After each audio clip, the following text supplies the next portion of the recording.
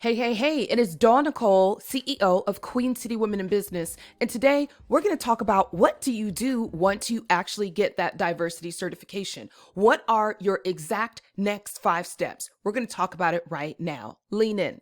Okay, so the first step is you want to notify people. You want to notify everyone. You want to update everything. Chances are you're already on LinkedIn or some form of social media with your company. This is a great time to update that tagline to say certified woman-owned business, right? Certified woman enterprise, certified woman-owned small business. So based on the certification you got, there is some specific verbiage that you can add to your headline. Just look up, based on this certification, what is the exact way to announce this title. So they usually have some sort of placard. They normally have some sort of logo or at least wording you can use. But my point is update your LinkedIn headline, update your capability statement. If you're in a business directory like Queen City Women in Business, update that business directory, add that new certification. The reason why is because there are major corporations who are searching for your certified type by that filter. So if it's not there, they can't find you. All right. So that's the first thing I would do is I would notify. Second thing that I would do once I get certified is I would build the top 5 target list. At Queen City Women in Business, we talk about this all the time. Your top 5 target list is actually that list of 5 companies that you have on your radar. So maybe you have 10, maybe you have 20, but right now I want you to focus on 5, simply 5. Who are they, right? Is it Walt Disney? Maybe you want to sell services or products to Disney.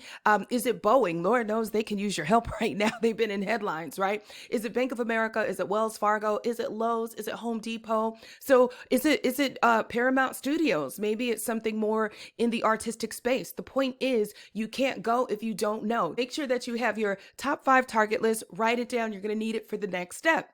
All right, this brings us to step 3. Step 3, take that top 5 target list and I want you to make sure you have applied in every single one of those 5 companies' supplier diversity portals. Now, typically, you can find this a few ways. What I like to do, since different companies are using different vendor management systems, is I will actually take the company. So let's say I want to work with Boeing. I will literally put in Google or ChatGPT, Boeing Supplier Diversity Portal. Literally use those words, and the link that comes up next will show you where you can go to apply.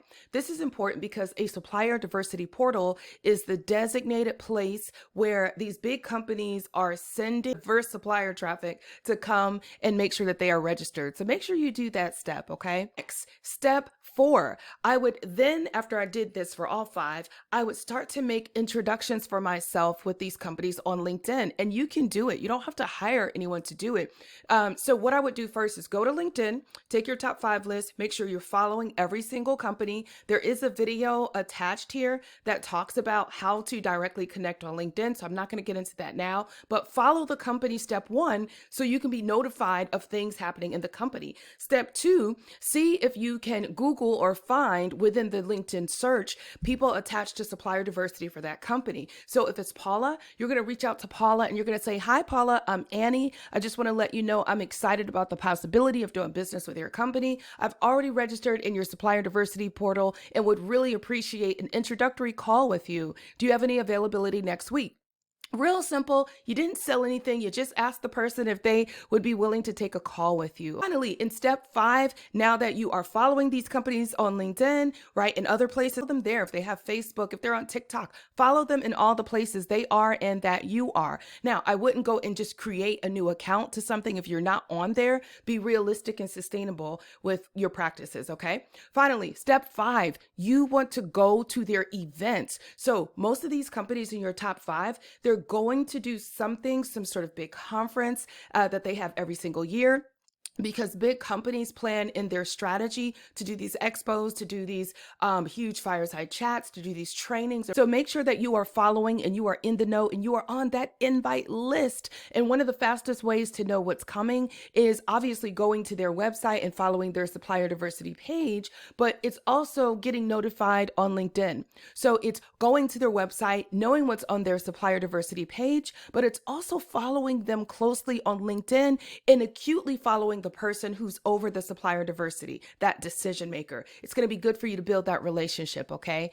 And as a bonus, make sure you get mentored by someone who's already done what you're trying to do. People often skip this part and they struggle, and their challenge period is a little bit longer, and I don't want that for you. So the mentorship part is really simple. If you're already in the product space and you're wanting to sell products, pay attention to who's already selling products. Now you're going to say, well, Donna Cole, where in the world can I find that at, right? Well, City Women in Business has it for you. We're an entire membership base of women who have all industries, all trades. That's services, that's products, that's everything in between. So joining a community like such, a Queen City Women in Business, or any chamber or anywhere where not just business people exist, but people who are looking to do bigger business with bigger corporations, find out who's already winning and reach out and ask them if they would be willing to mentor you for a time. And that's the thing about mentorship. Let me just put my 2 cents in. When you're requesting mentorship, it's not a forever thing. It's not, nothing is ever forever, because the idea is you're growing. So you're not going to need them for like 3 years, but usually give it a term. Ask, would you be willing to mentor me for 6 months? I've already done the work, right? I've already investigated the companies I want to work with. I've already applied in their supplier diversity portals. I already follow them on LinkedIn. I have a connection point, and I'm already certified. So once your mentor sees that you've already done the path, you've started doing the work, they're going to be more willing to mentor you. Listen, I hope that this was helpful as your very next 5 steps after certification. And if you have any more questions, leave them below in the comments. I can't wait to see what you're doing. Also, if you suggest a different one that I didn't mention, I would love to read about that in the comments as well. All right, take care until next time. Talk soon. Donna Cole signing off.